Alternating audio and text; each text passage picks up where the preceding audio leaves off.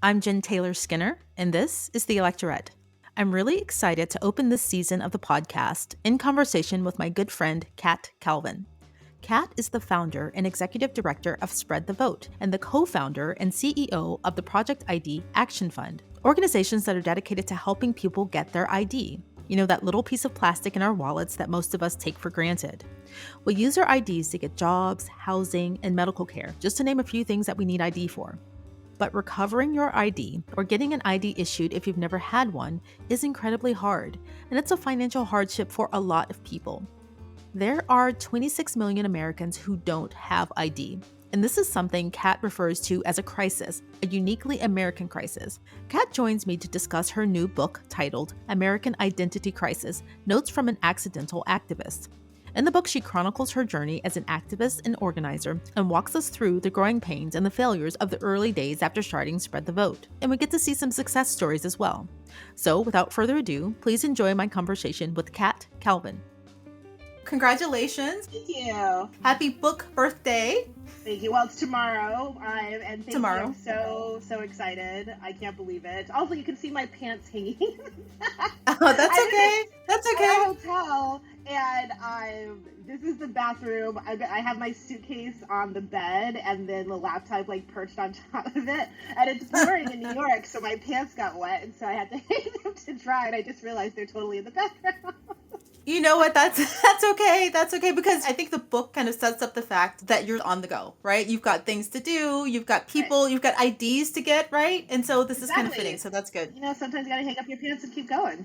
Yeah. Well, I love the title, American Identity Crisis: Notes from an Accidental Activist. And I just want to say I really loved reading this book. I really loved the book. It's riveting.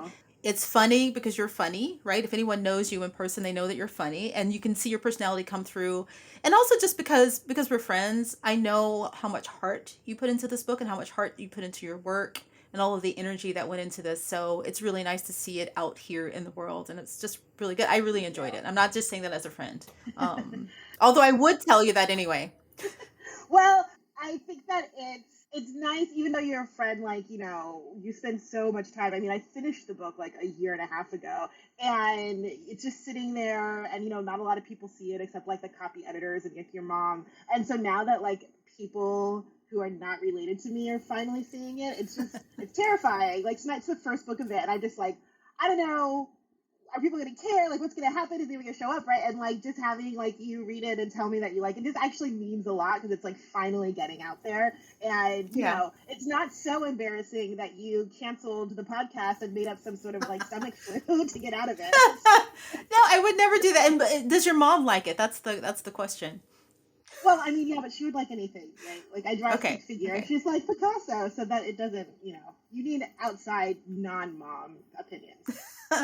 Well, anyway, I wasn't sure if I was going to bring this up, but it's really apt that one of the opening scenes is in a bar. I mean, given the way that we met, because I remember this story, you don't remember this story, but we first met in DC. We were at some conference, right?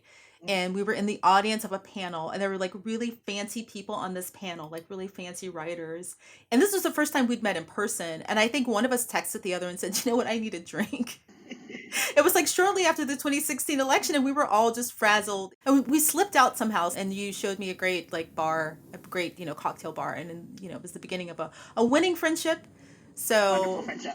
But I want you to tell me, because I think this is really interesting. In the introduction, you talk about working as a voter protection worker or volunteer. You're working in the capacity as an attorney, right? And that was in 2008. And you contrast that with 2016 when you were working in Las Vegas doing the same work. And you said it was just so stark. The energy was just so stark between the 2008 election and the 2016 election. Tell me about that. It's funny because I just the other day was with someone from Dayton, Ohio, and I was like, I have one Dayton story, and it's the best.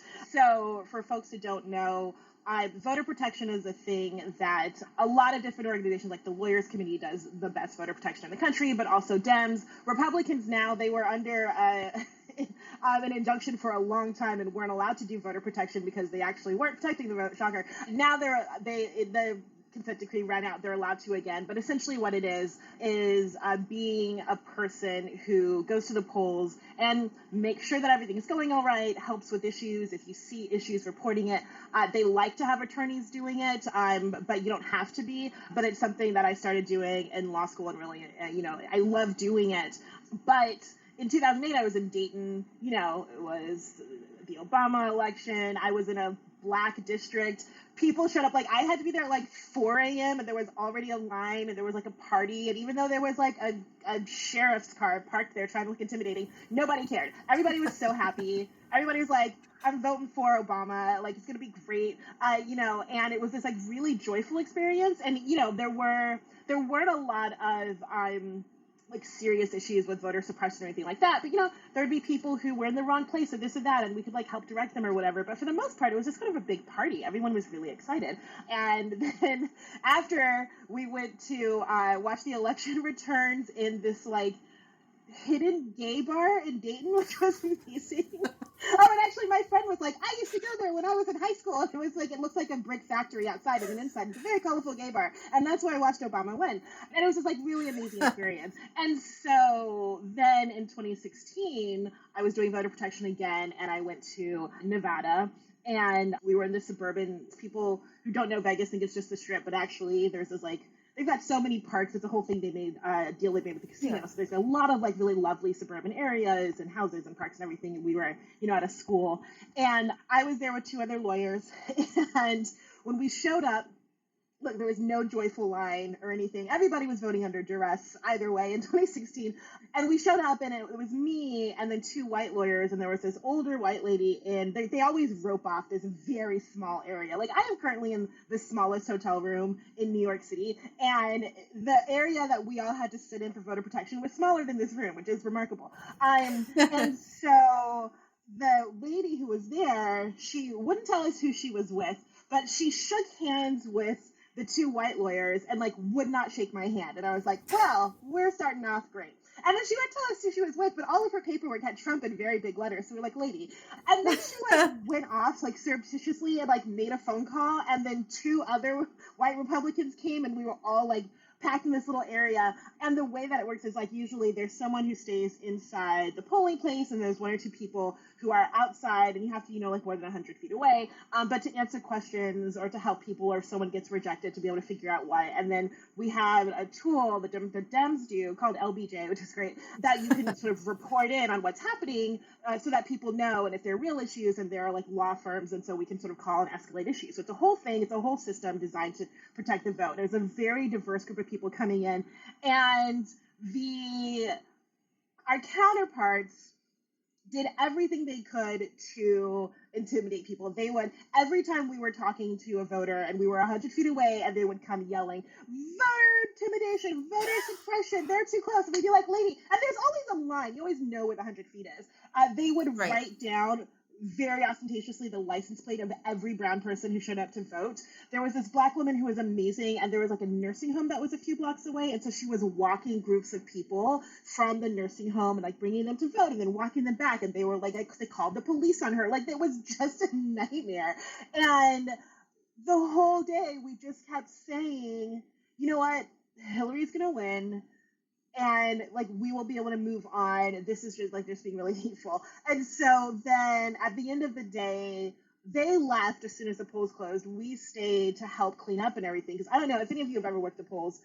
The cleaning up and setting up is the worst part. My mother is a poll worker every year, until COVID, and I would always have to come in and help clean up, and it's just a real nightmare. It's a lot of machinery. They do not get paid enough or enough appreciation for what they do. And my job was to keep tracking the polls. And I'm sure we all still have PTSD from the New York Times Needle. Yes, I remember that. Yeah.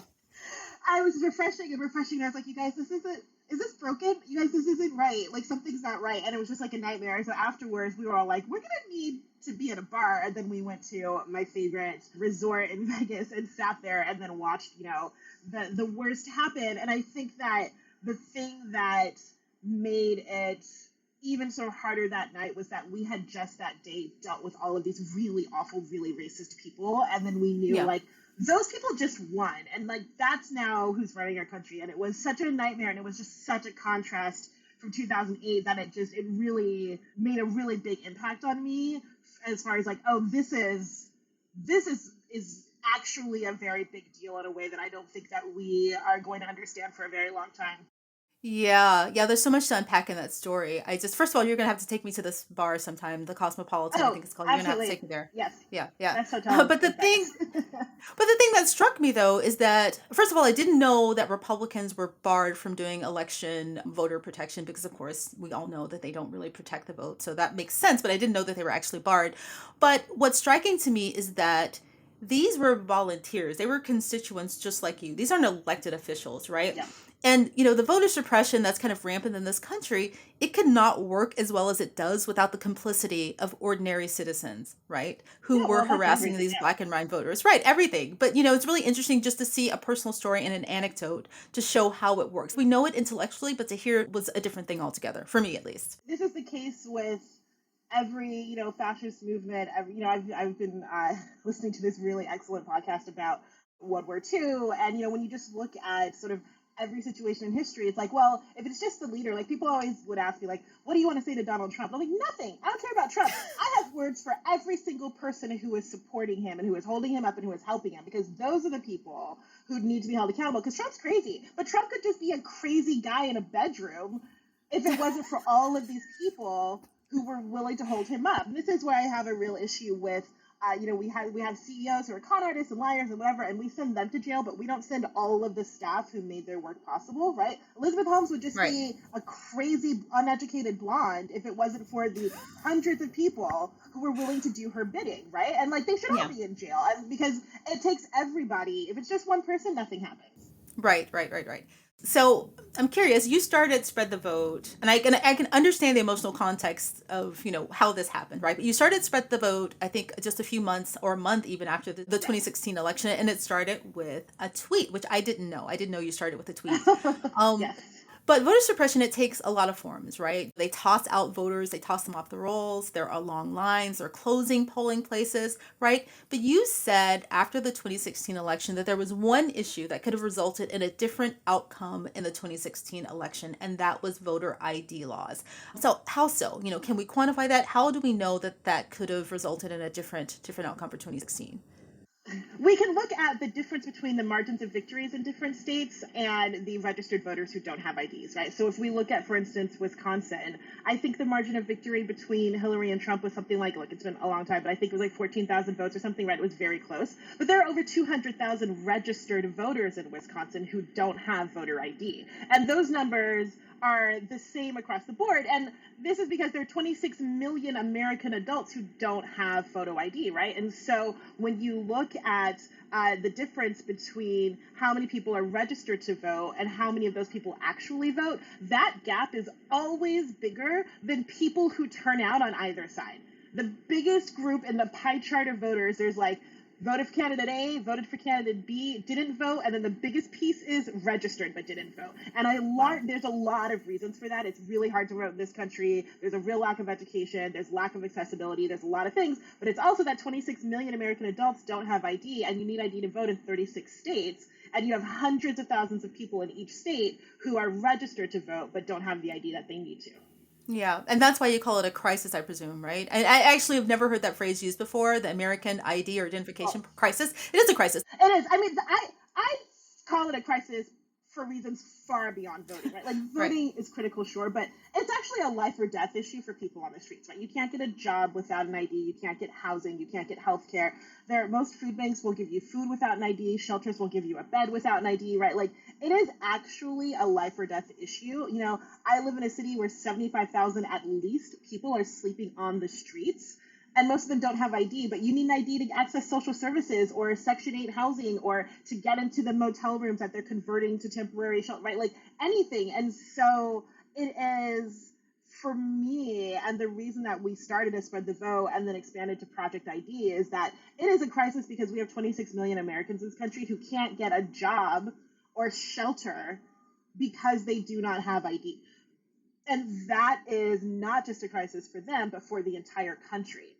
And if we don't solve that, we can't solve any other issue, including the voting issue. Right. It is life or death for a lot of people. Tell me about your your very first client, if you remember. I know you remember because you wrote about it in the book, but tell me about your very first client.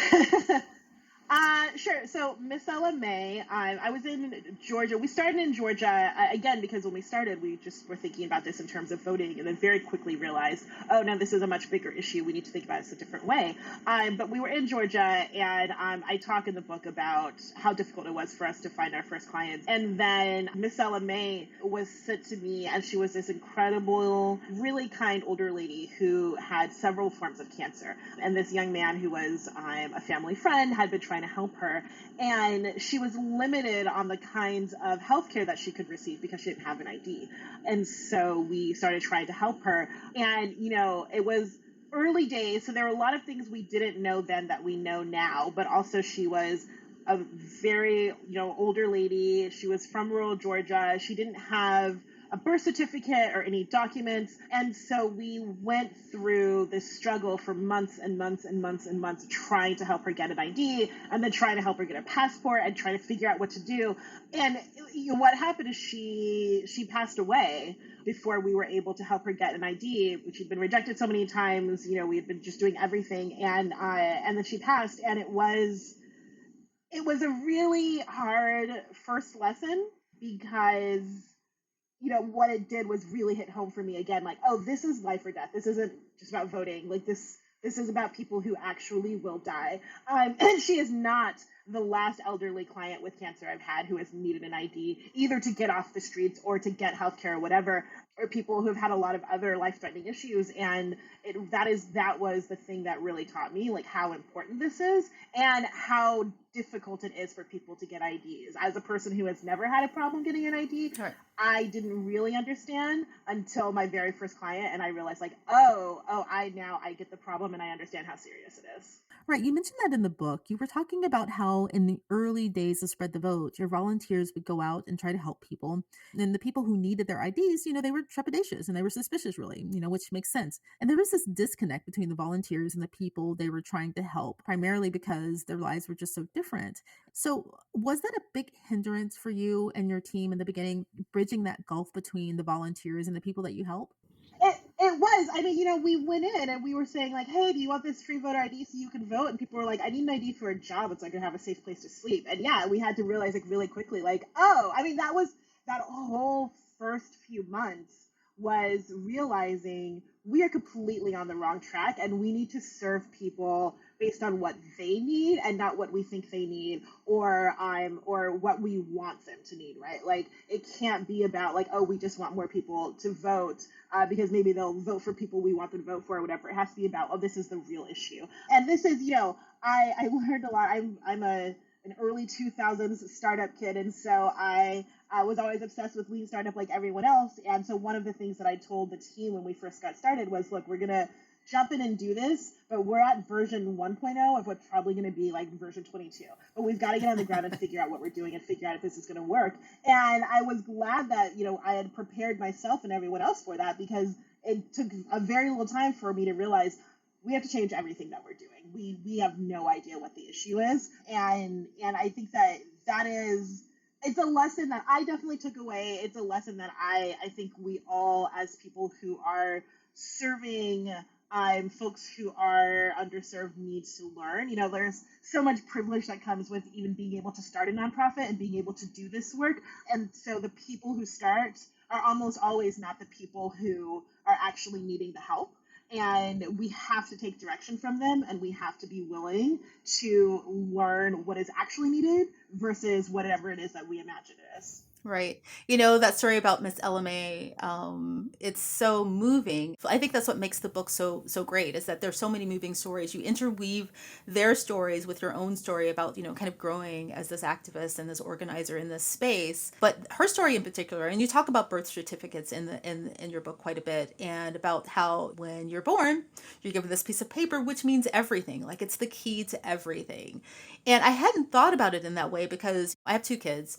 And when I had my kids, you go to a hospital, they make it really easy. There are all these people, there's staff to help you, that you get your birth certificate, you get your social security number shortly after that, and that's it. Boom. Your kids have the ID that they need to move forward in life. But it dawned on me What would happen if something happened to me and my husband, right? Our kids don't know where their birth certificates are. They're, they're little. They're in a safe somewhere, along with their social security card. Like, what if something happened, something tragic, and they didn't have access to that? Then they would be on the same road as a lot of people that you help.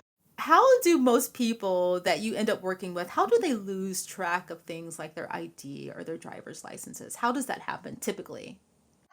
A lot of ways. I mean, we work with a lot of folks who are unhoused, and as you can imagine, if you do not have a home, you don't have a safe place to keep things, and so they get lost, they get stolen, they get swept by the police, they get washed away or wet in storms or whatever. It's very, very difficult to hold on to documents when you are unhoused. So a lot of that is the consequences of being on the streets.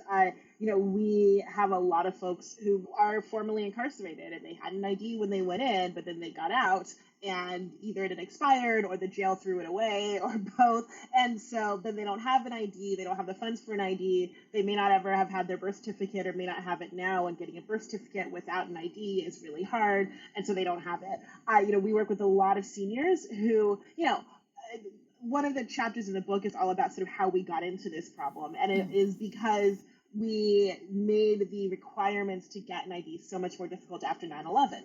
And so you have a lot of seniors who, 22 years ago, before that, were able to go in and you could get an ID without a birth certificate. But now you can't. And there are a lot of elderly people who were either born in rural areas or if you were Black, and depending on what town or where you lived in, your chances of getting a birth certificate were pretty low. A lot of people were born at home, and so they don't have birth certificates. And getting, we had a client, and he was an elderly man in his 90s from a small town in Texas, and he never had a birth certificate.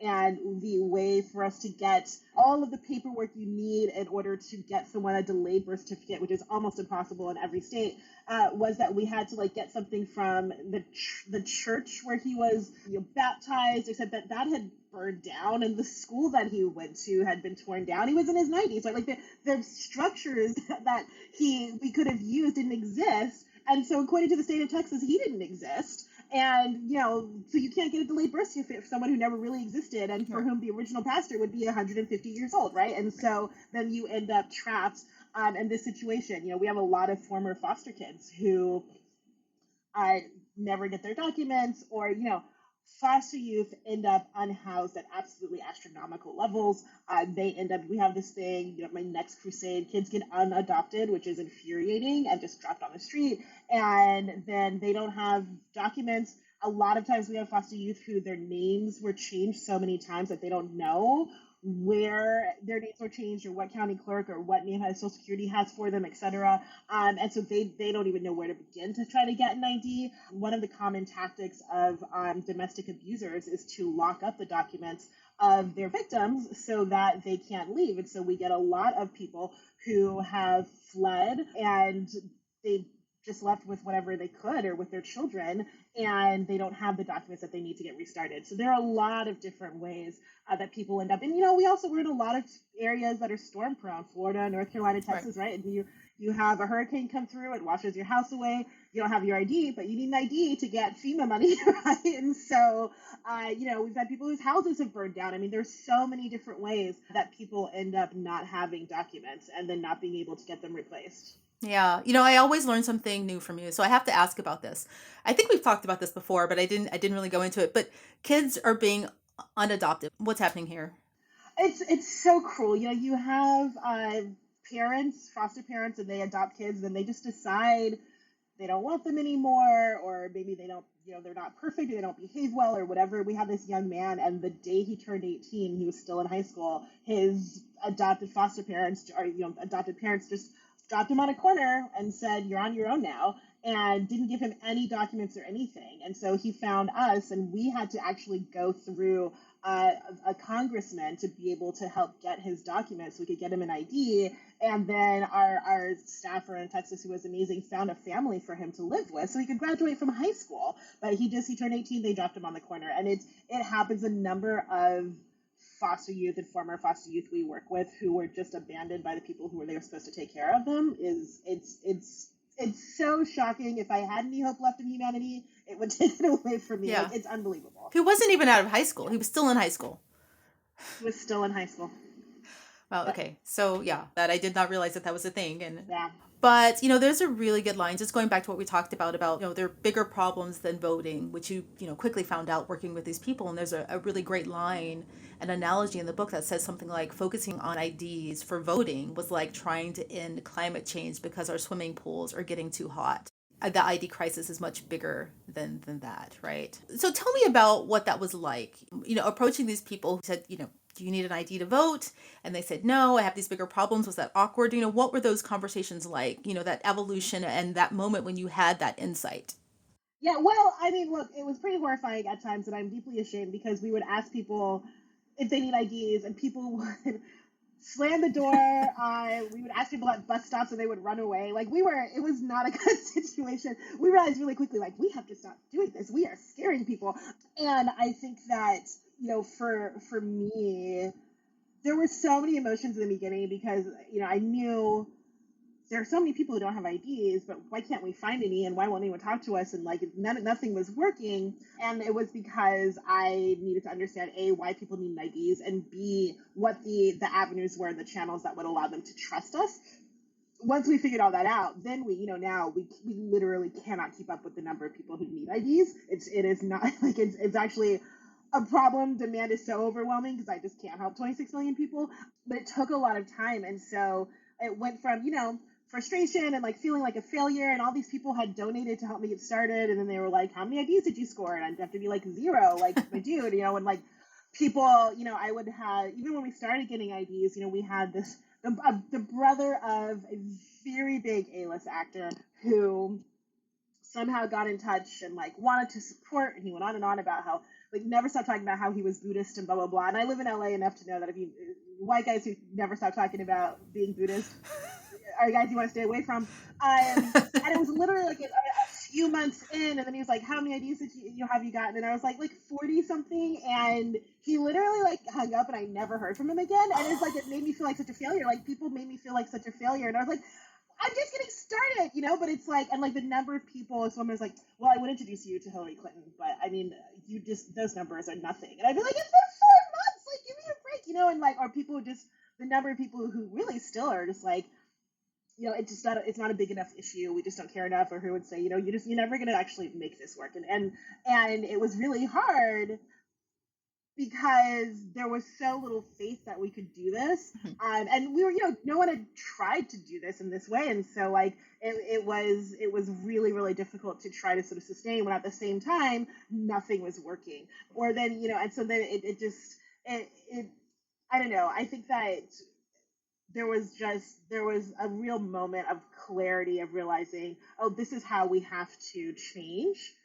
And then figuring out the steps to do that. And so then when I got to Virginia, which was where I went after Georgia, and realized, oh, we have a trust issue and a concept issue. We're going to start getting people DMV IDs because that's what they really need. And we have to work through trusted partners. And so we found a food bank that was willing to partner with us, and we went the first day and like set up a table, and we had built this like all new system for like an intake form and a database, and we were like going to test it out. We were just getting set up, and this woman at the food bank just yelled, "These people are here to help you get IDs," and a line formed around the building immediately, and we Wow. literally never got our laptops out. Like, thank God the system we set up worked on phones, because immediately there was a huge line, and we were just on our phones and just for hours just sitting there helping people and getting their stories and getting their information and blah blah blah.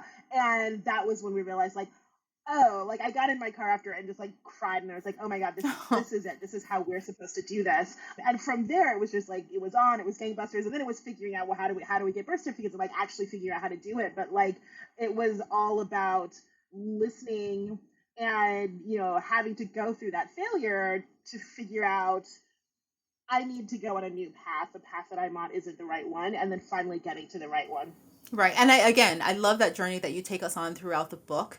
Because this is really hard. Like, even once you figured out a streamlined way to do this through these trusted partners, it probably still took a long time, right? And you mentioned this in the book. There's a line that you say that, getting an ID is difficult by design, right? Explain that. Like, why is it difficult by design? Who made it that difficult and why? Yeah, well, it's difficult by design because of 9/11, right? So for most of us who are older, then and we're getting ideas more than 23 years ago. You probably remember that it didn't feel this hard. It's because it wasn't. You used to be able to just take a state ID from another state.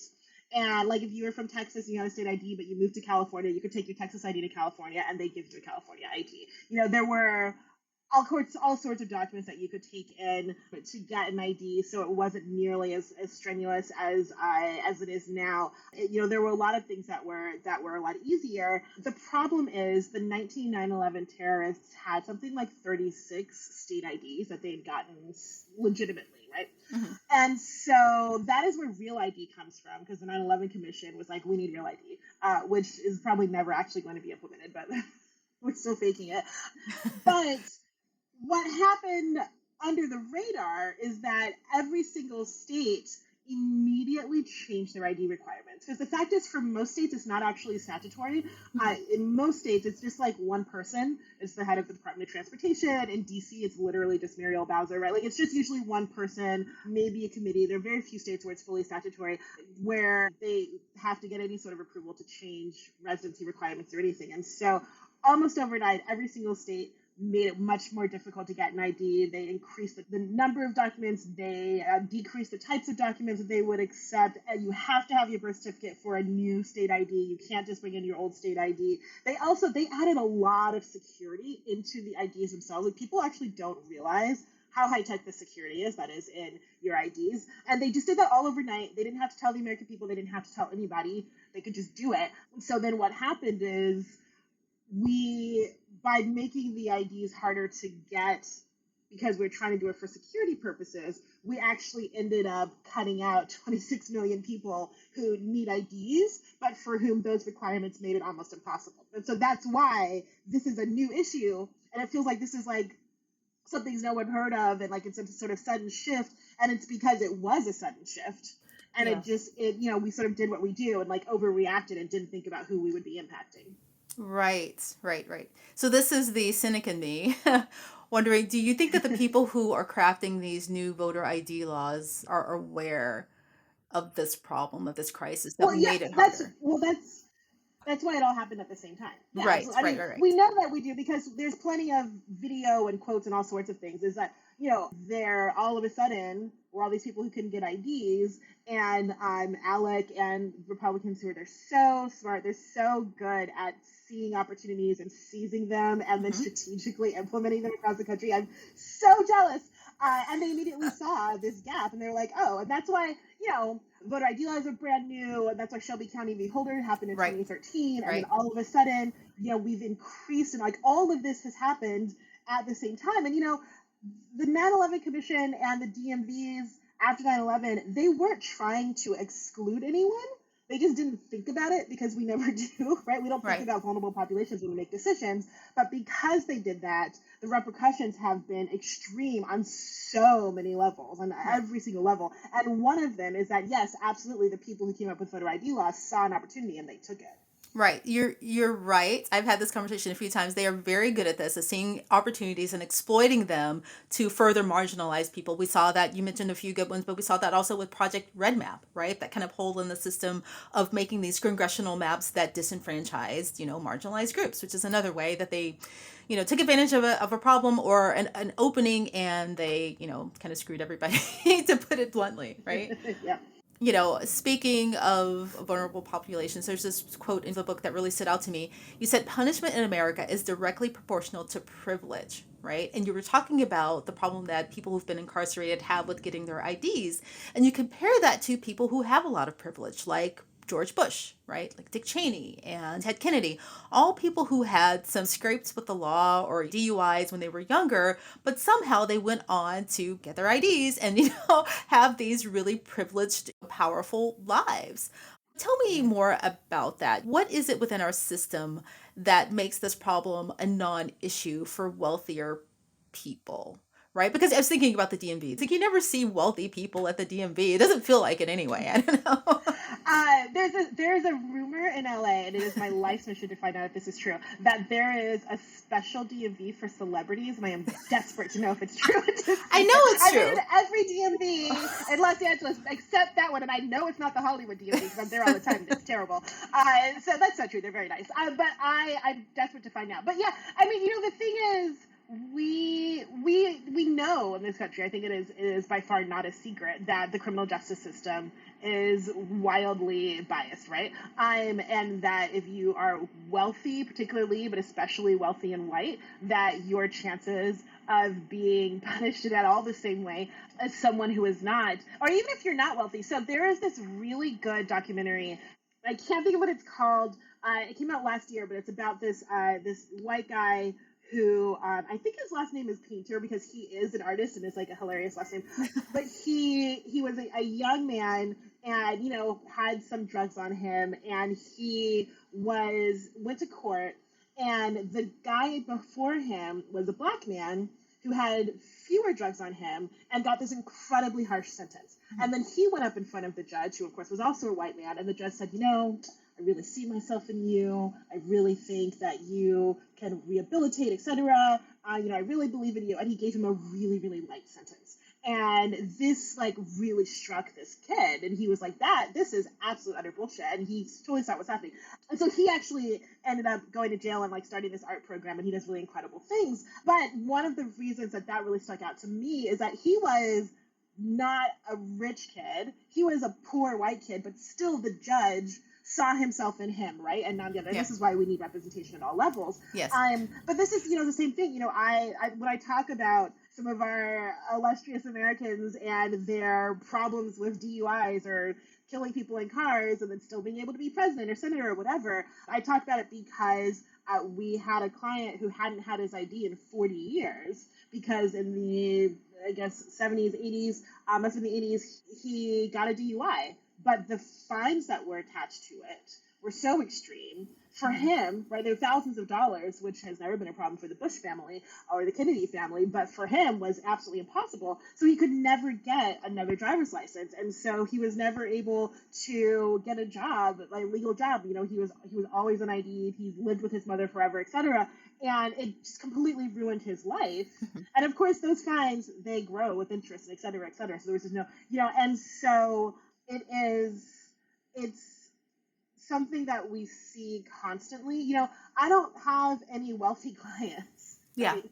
Wealthy people don't have a problem getting their birth certificates and spending the $41 on an ID, right? Right. That is not an issue. None of my clients are rich. They're all people who not only are vulnerable, but often who started out from very vulnerable circumstances. Not always, because I think we as a country do not realize that we are all 2 medical emergencies away from being homeless. And I've had, I had a client and she went to Columbia, and we have clients all the time who are well educated or whatever and who have ended up unhoused, but very, very, very often our clients are people who started very humbly, who were foster youth, who, we had a client who grew up in a tent on Skid Row, right? Because his family was unhoused. There are a lot of children who are unhoused in America, or people who just lived in poverty or people who didn't have someone who could help them, who were incarcerated, whatever, because we make it so hard to break out of our socioeconomic boxes in this country.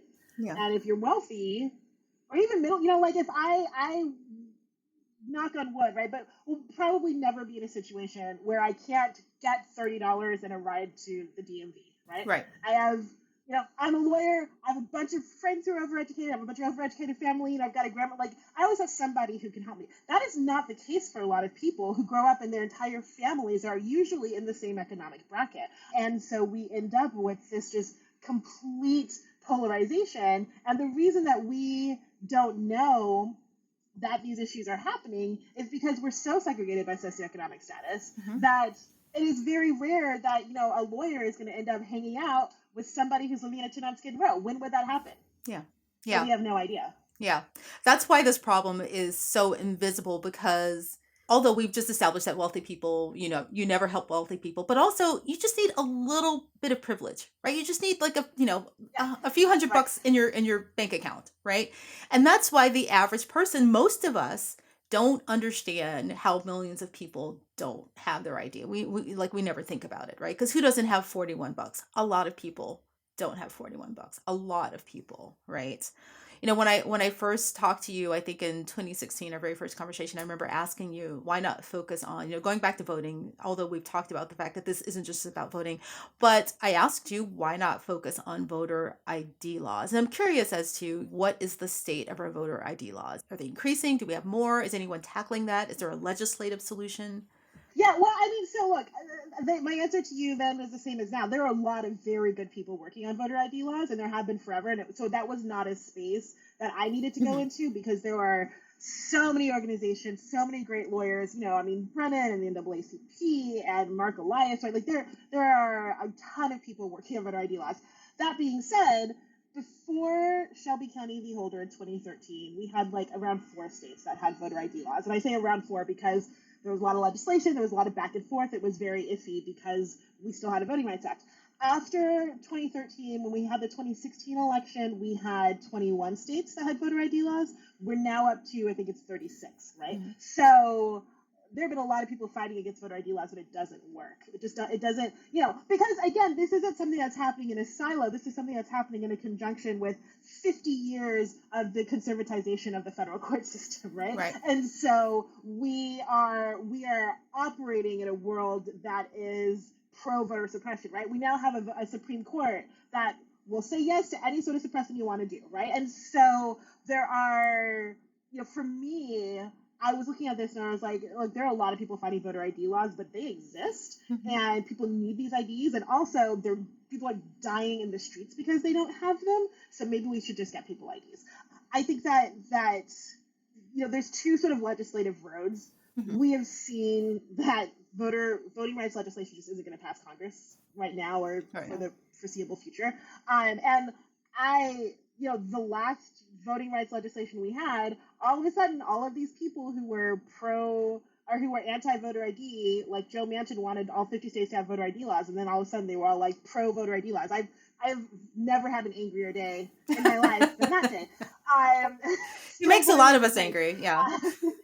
I mean, come on. But we have a bill in Congress, and this is, spoilers, it's the solution in the book. We have a bill, the IDs for an Inclusive Democracy Act, and what it would do would be to establish a free and optional federal ID, putting us on par with the rest of the world. This is also a uniquely American problem. There isn't any other country that has Right. this issue.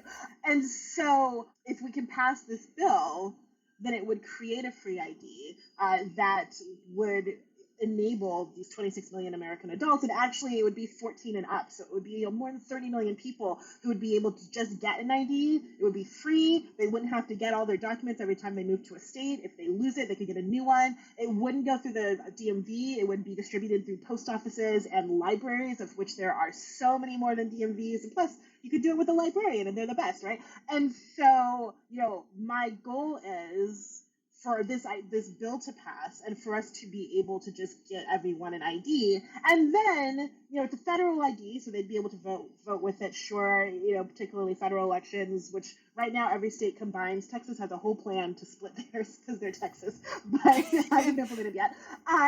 But it would be, you could use it on an I-9 for jobs. You could use it for housing. You could use it to get government benefits. You could use it to open a bank. We have over 60 million people in this country who are unbanked. You need an ID to get a Right. bank account. Right. And we're moving more and more towards a cashless society post-COVID. I was just at a restaurant last night, and they didn't take cash, and the guy next to me only had cash, and the bartender was like, Wow. Yeah.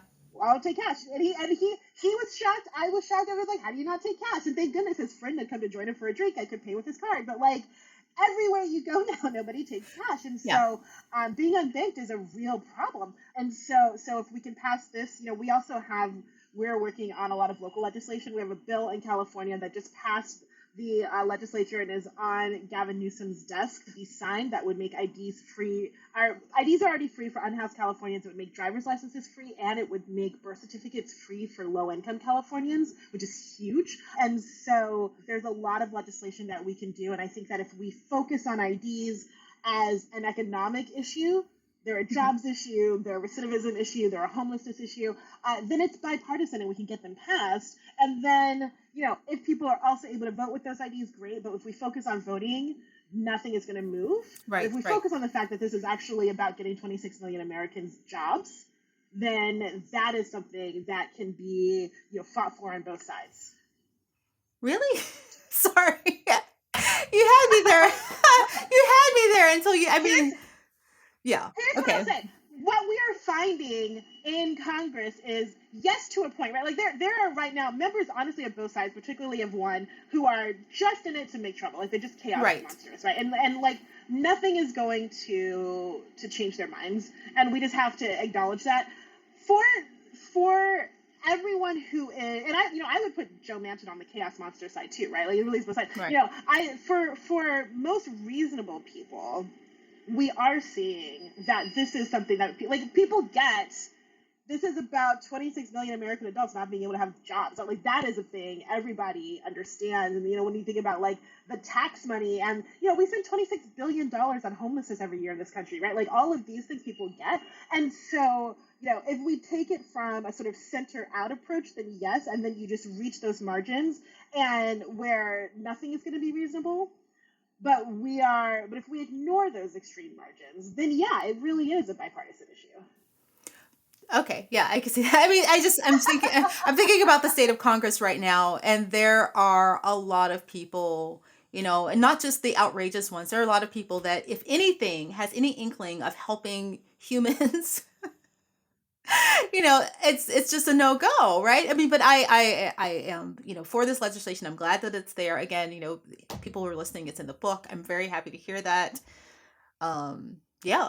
We will see. Well, and this is also, why we are very much working on state legislation. I'm starting my book tour tonight, and at every stop, either I'm being joined by either a politician, a local politician, or by a local leader in the homelessness space. And a big reason that I have these politicians joining is that I want them to talk about what can we do here now, right? So tonight I'm in New York with Shahana Hanif, who is working on all of these different bills to increase access to ID NYC and to make ID NYC a more useful municipal ID, right? And so there's so much that we can do to increase ID access locally and statewide while we're working on the congressional bill, that it's only that. And so we're trying to take it, to tackle it on as many levels as possible. Yeah.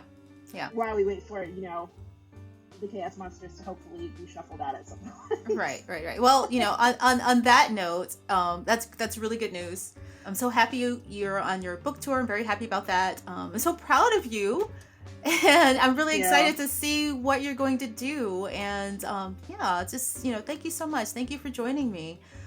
It's always a pleasure talking to you. I always learn something new, and I'm always inspired. So thank you so much, Kat.